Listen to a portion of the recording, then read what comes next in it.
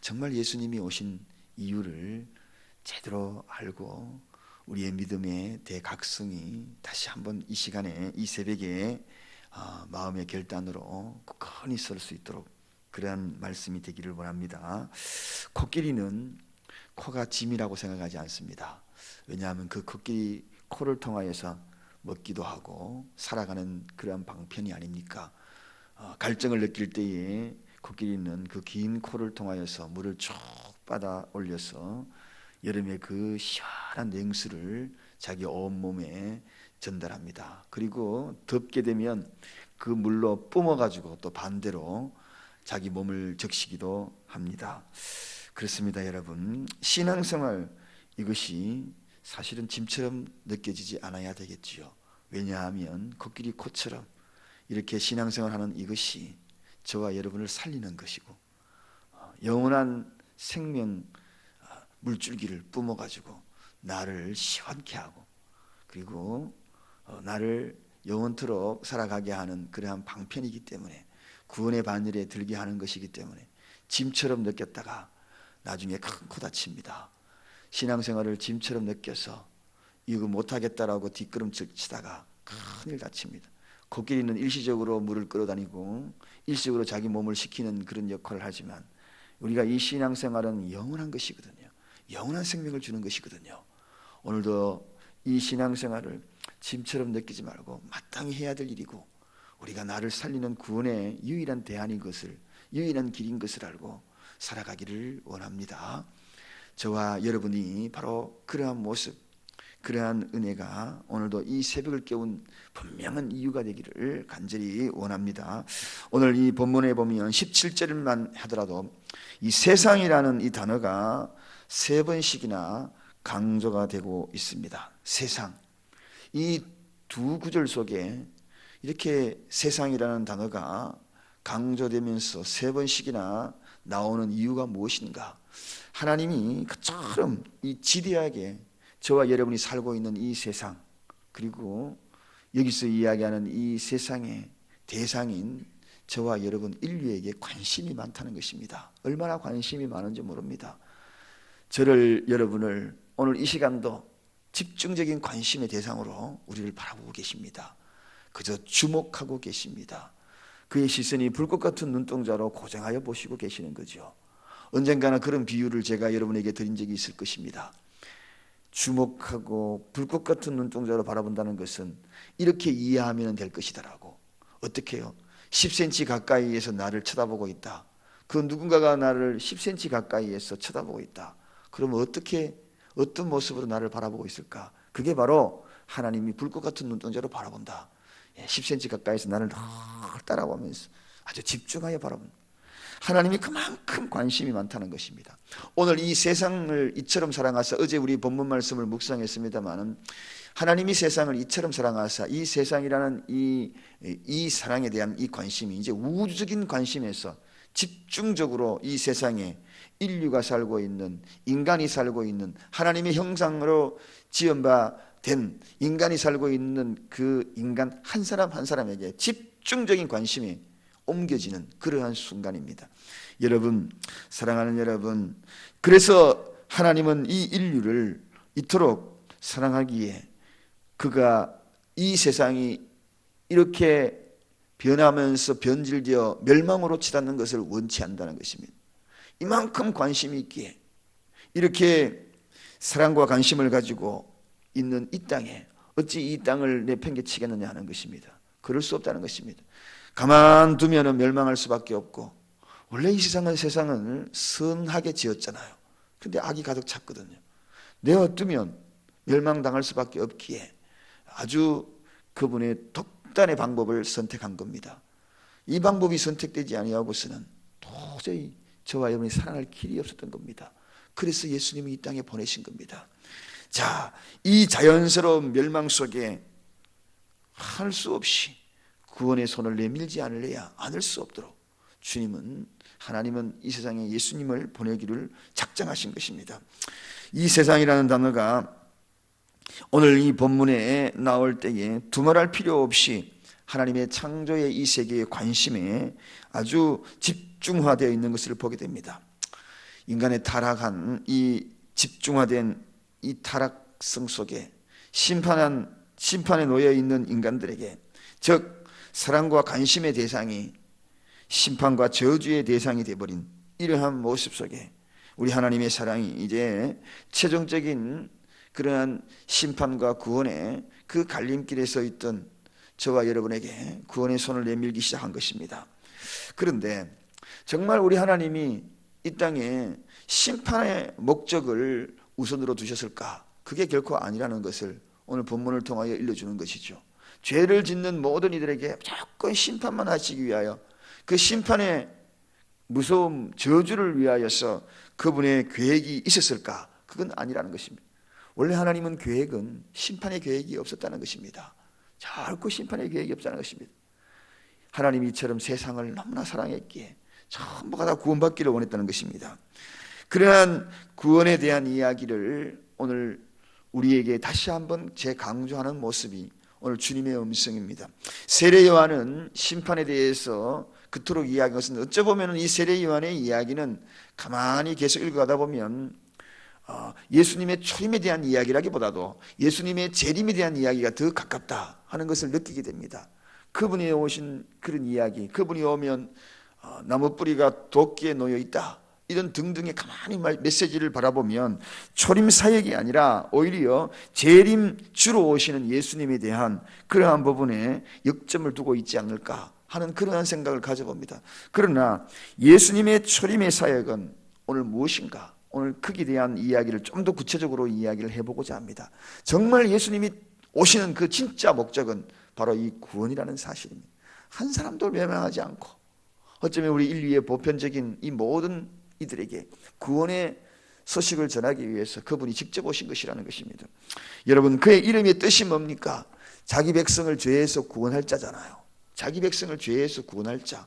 그러니까 그의 이름 그 자체만으로 봐도 그분의 목적이 분명한 것. 자기 백성을 배도하고 배교한 이들을, 아니면 믿지 않은 이들을 심판할 자, 이런 이름이 아니었다는 것입니다. 그분의 이름은 자기 백성을 죄에서 구원할 자. 그래서 인류의 모든 이들에게 세상을 이처럼 사랑하셔서 어찌하면 구원할까? 이것이 그분의 목적이었다는 것입니다. 그래서 오늘 본문 18절에 가보면 저로 말미암아 세상이 구원을 받게 하려 하심이라. 저로 인하여서 세상이 구원을 받게 하려 하십니다. 오직 그분의 목적은 바로 이 인류의 구속이었습니다. 어찌하든지 간에 구속, 이것이 그분의 목적이에요. 가능한 한 사람이라도 더 구원하게, 한 명이라도 더 살리기 위한 그러한 모습, 그 단어가 입증해 주지 않습니까? 그게 바로 세상이라는 단어라는 것입니다. 이 세상이라는 단어가 그분의 사랑이 집중화된, 하나님이 세상을 이처럼 사랑하사, 오늘 본문에도 죄로 말미암아 세상이 구원을 받게 하게 하십니다. 이 이야기를 보면 가능한 한 사람이라도 더 구원하겠다고는 하나님의 사랑이 집중화되어 있다는 그런 것을 입증해주는 그런 단어가 바로 이 세상이라는 것입니다. 우리는 예수님이 오신 목적이 심판이라고 이야기하는 것은 정말 상상도 할 수 없는 그러한 이야기임을 확실하게 보여준다는 그런 단어가 바로 오늘 본문의 이야기일 수도 있다는 것입니다. 그러므로 그는 이 세상에 만약에 심판이 그에게 목적이었다면 그분은 오지 아니하고도 얼마든지 심판의 모든 것들을 다 행할 수 있었다는 것입니다. 그래서 죄는 그 자체가 곧 오늘 본문에 읽어보면 이미 심판에 놓여 있다. 죄를 짓는 그 순간부터 이미 그들은 가만히 놔둬도 심판의 대열에 들어가 볼 수밖에 없는 그러한 존재라는 것입니다. 그러므로 그분이 오신 이유가 심판이 아니고 구원이라는 사실을 분명히 알게 됩니다. 자, 이러한 세상에 보이지 않는 엄청난 되어지는 일들 보면 죄의 결과들이 자동적으로 심판의 바늘에 들고 있다는 것을 알게 되거든요. 오늘 인류 사회를 한번 보십시오. 얼마나 많은 엄청난 전쟁, 다툼, 분열, 눈에 이렇게 보이는 일들, 눈으로 바라봐도 얼마나 많은 심판의 그러한 모습들이 자동적으로 일어나고 있는지, 이걸 바라봤어도 그분의 목적은 구원이 진정한 목적이라는 사실을 우리가 알게 됩니다. 사랑하는 여러분, 그렇습니다. 그렇다면 이 구원과 자동적으로 놓아둬도 심판에 이르는 이 갈림길이 뭐냐 하는 것입니다. 오늘 이 갈림길에 대해서 결론을 내립니다. 이 갈림길이 뭐냐? 그게 바로 믿음이라는 것입니다. 믿음이라는 것입니다. 오늘 우리가 이 새벽에 그러한 믿음이 있기에 오늘 본문과 마찬가지로 심판과 구원의 갈림길에서 영원한 구원의 대열에 서게 된 것입니다. 그래서 18절에 보면 저를 믿는 자는 심판을 받지 아니하는 것이요 믿지 아니하는 자는 벌써 심판을 받은 것이라, 그렇게 소개하고 있는 것입니다. 그래서 저와 여러분은 이미 그분을 믿는 그러한 믿음을 가졌기에 이미 심판의 대열에서 벗어났다는 것입니다. 그러나 그를 믿지 아니하는 자는 벌써 심판받았다, 이렇게 성경에 소개하고 있습니다. 그렇다면 이 믿음이라는 이 기준, 이 갈라지는 이 기준, 이 믿음의 정의에 대해서 도대체 무엇을 어떻게 믿는 것인가, 믿음이 도대체 무엇인가, 오늘 이 세 가지 짧게 정의를 좀 내리고자 합니다. 믿음은 세 가지의 분명한 고백이 있어야 된다. 분명한 것이 있어야 된다. 첫째는 고백이요, 두 번째는 인정이요, 세 번째는 결단입니다. 고백은 무엇을 고백하는가? 죄를 고백하는 겁니다. 죄를 고백하는 것, 이것이 바로 첫 번째 믿음의 성결 요건입니다. 두 번째는 뭐냐? 인정입니다. 인정이 뭡니까? 내가 내 자신이 죄인이라는 것을 먼저 인정하고 예수 그리스도를 구주로 인정하는 것입니다. 그러니까 내가 죄를 고백하고 그 다음에 인정은 내가 자신이 죄인인 것을 인정하고 예수를 구주로 인정하는 것, 이게 두 번째 인정입니다. 그 다음에 세 번째는 결단입니다. 이제는 내 뜻대로가 아니라 주님의 뜻대로, 하나님의 뜻대로 살겠다는 그러한 자기 혁신이요, 자기 개혁이라는 것입니다. 이게 바로 믿음입니다.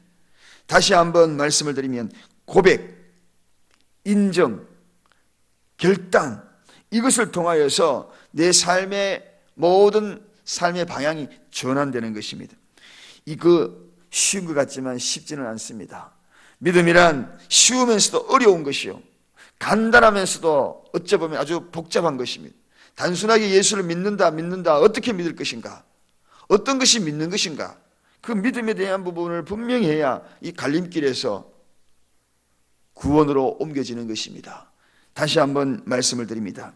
고백, 죄를 고백해야 하는, 내가 가지고 있는 모든 죄, 원죄, 자본죄를 고백하는 것이고, 그 다음에 인정, 무엇을 인정하는? 나는 죄인입니다, 인정하는 것이고, 그 다음에 예수님을 구주, 당신은 구원주입니다, 당신만이 오직 유일한 길입니다, 예수를 인정해. 그 다음에 결단, 이것이 중요하다고 했습니다. 결단이라는 것은 이전 내 뜻대로 사는 것이 아니라 아버지의 뜻대로 살겠습니다 하는 이 결단, 이 세 가지가 어우러질 때에 우리는 온전한 믿음에 대한 반열에 분명하게 서는 것이다. 자, 이것이 이러한 사건을 믿을 때에 우리는 자동적으로 구원받은 존재가 되는 것이고, 이 사실을 믿지 않을 때에 자동적으로 심판에 대열이 되는 그런 것이다. 오늘 저와 여러분이 이 구원의 반열에 들어서서 이 새벽을 깨우며 믿는 이 믿음이 코끼리 코처럼 짐처럼 여겨지지 않기를 원합니다. 이것이 나를 살리는 길이요, 내가 살 영원한 집을 짓는 길이다.